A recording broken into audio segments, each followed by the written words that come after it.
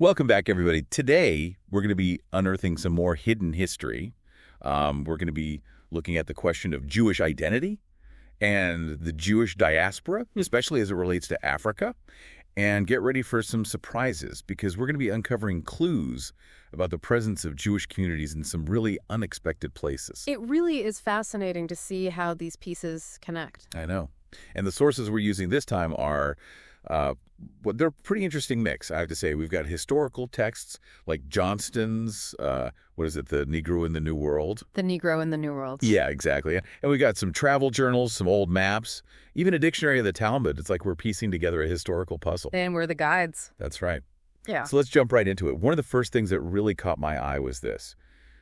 Several of the sources, and I'm talking about ones like The Negro in the New World, but also the Critical Review, use the term Negro to refer to Portuguese Jews. That's not a connection I was expecting to find. It's definitely jarring to our modern ears. It makes you wonder, what was going on back then? Why were these particular Jews labeled in this way? Exactly. We have to remember, I guess, that racial categories were viewed very differently, like centuries ago.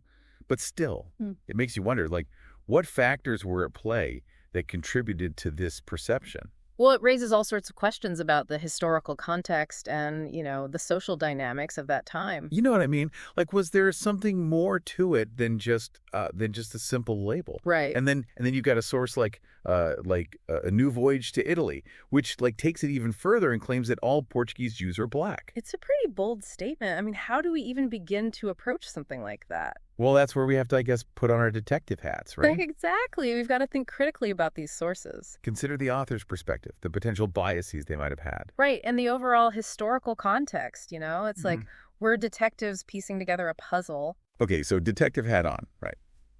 Let's take a look at another piece of this puzzle. Okay. We've got Lost Tribes and Promised Lands by Sanders, which features an image. The image is actually from Dr. Gabi's book, and it shows a group of people that are identified as Jews. The interesting thing about that image is where it places these Jews geographically. Right, in Africa. Yeah. And that brings us to the map from Stanford's Maps of Africa exhibit. Now, this map shows Sudan overlapping with Negroland and Lamlam. I'm guessing Lamlam is new to some people. Probably. It's an older term that was used to describe a region in Africa. It was often associated with Ethiopia. Gotcha. But it's that overlap with Sudan that's really interesting. Tell me more. Well, two sources, Traveling Man and Empires of Medieval West Africa, both state that Sudan is the Arabic word for black people. And Chambers Encyclopedia backs that up. Yeah. And it even shows the older spelling Sudan with a capital U. But here's where it gets really crazy. Okay. So in Hebrew means foreigner, right? And Udan refers to Judah.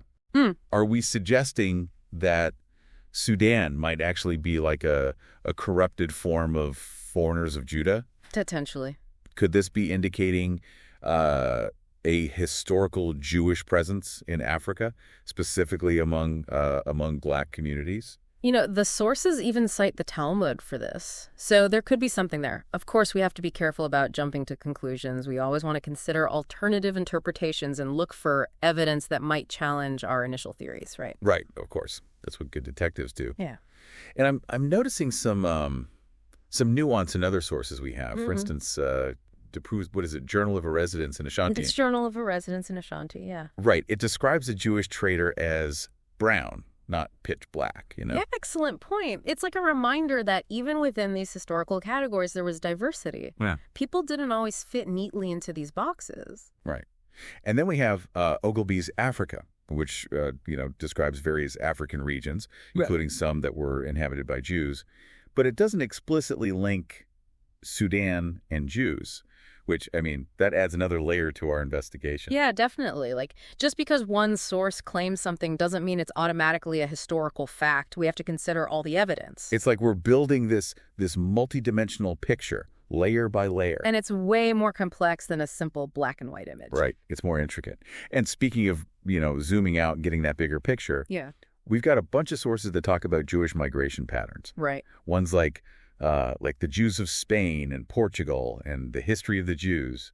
And they all point to how the Inquisition had this huge impact on Jewish communities. Of course, forced conversions, expulsions. Right. Families being scattered across continents. I mean, it must have been chaos. And then you've got the transatlantic slave trade. Oh, man. A grim chapter in history, but we can't ignore it. No. And we have the data to prove it, too, in the Transatlantic Slave Trade Database. It makes you wonder if some of these individuals, the ones labeled as Negro Jews, could they have been caught up in this? It's a chilling thought, raises all sorts of questions about their fate. I know. And some of the slave narratives, the ones we have, they even mention individuals who claimed Jewish ancestry. Really? Yeah. It's like another avenue of research opens up. It makes you wonder how many stories are still out there. It's a good reminder that history's full of these untold stories, hidden in plain sight. This is incredible. I mean, we started out just exploring this term, Negro, right? The way it was used to describe certain Jews. And we ended up following these linguistic clues and geographical connections all the way to Africa. It's amazing, right? It's like, I don't know, we've just barely scratched the surface here. There's so much more to uncover. There's a much bigger story here. Definitely. And it's a story that, well, it's a story that we're going to continue to explore in our next segment. Can't wait. So stay tuned, everybody, as we delve even deeper into the world of hidden Hebrews. Welcome back to our deep dive into hidden history. You know, it's really fascinating to see how all these seemingly separate pieces of information are starting to come together. It's like we're building a new narrative, challenging the way we usually think about the past. Yeah, it's like putting together a really complex puzzle. Each piece adds a new layer of depth and intrigue to the overall image. Right. And one of those layers we've been looking at involves, well, the impact of the Inquisition, right? I mean, so many Jews were forced to convert to Christianity. But one of the sources, I think it was Modern Judaism, actually suggests that some of these converts, they secretly continued practicing Judaism. That's pretty amazing when you think about it. It speaks to, the enduring power of cultural and religious identity. Even in the face of all that pressure, that persecution, they held on to their traditions. I know, right? It makes you wonder about all the hidden stories, all the acts of resistance that happened back then. And speaking of cultural interactions. Yeah. The Jews and Moors in Spain really highlights the close ties between Jewish and Moorish communities in Spain. That adds a whole other dimension to the story, doesn't it? It really does. I mean, we're talking about a blending of traditions, ideas, maybe even physical appearances, and that could have influenced how Jewish community were perceived in different places, right? Absolutely. So is it possible that some of these Negro Jews, as they were called, actually had Moorish ancestry? I mean, especially considering the Moors were in Iberia for centuries. It's definitely something to think about. And it might explain why some sources describe Jewish traders in Africa as brown instead of pitch black, Right, like it's not so clear-cut. And it reminds us that these racial categories, they were often subjective and open to interpretation. For sure. And speaking of Jewish communities in Africa, Greitz's History of the Jews mentions one in the Sahara Desert going all the way back to, the 7th century. Wow, so even before the Inquisition. Exactly. We're not just talking about, a recent diaspora, but a historical connection that goes way back. That's incredible. I know, right? And Bulletin de la Société Languedocienne de Géographie provides even more evidence. It describes all these ancient Jewish ruins in North Africa. It's like we're uncovering lost chapters of history. It really is. I mean, for so long, this narrative has been, ignored or overlooked. It makes you wonder what else we're missing. How much is still out there? I know. And it raises so many questions, what was the nature of these Jewish communities in Africa? Right, and how do they interact with the people around them? And what challenges did they face? And what impact did they have on the regions they lived in? What happened to them over time? Did they assimilate? Were they persecuted? Did they migrate? All good questions. And then you have the Earth and its inhabitants, West Africa, which mentions a region called, wait for it, the Land of Judah. No way. Are you serious? The Land of Judah. Yep. Talk about a suggestive name, huh? It really solidifies the idea that Jewish identity was a part of African society. I mean, it challenges the whole, Eurocentric view of history, the idea that Jewish history is just a European story. Exactly. This deep dive really forces us to look beyond the traditional narratives and question the stories we've been told. Because the truth is always more complicated than we think, right? Right. It's like We're peeling back these layers of a historical onion. And with each layer, we find these hidden connections and these unexpected insights. It's what makes studying history so cool. You're constantly learning. You're constantly being challenged. I know, right? I mean, this whole deep dive has really made me rethink my own ideas about Jewish history and the reach of Jewish communities. It's really eye-opening. It is. It's amazing. It just goes to show that cultures have always been interconnected. The world's always been a diverse and interconnected place. Absolutely.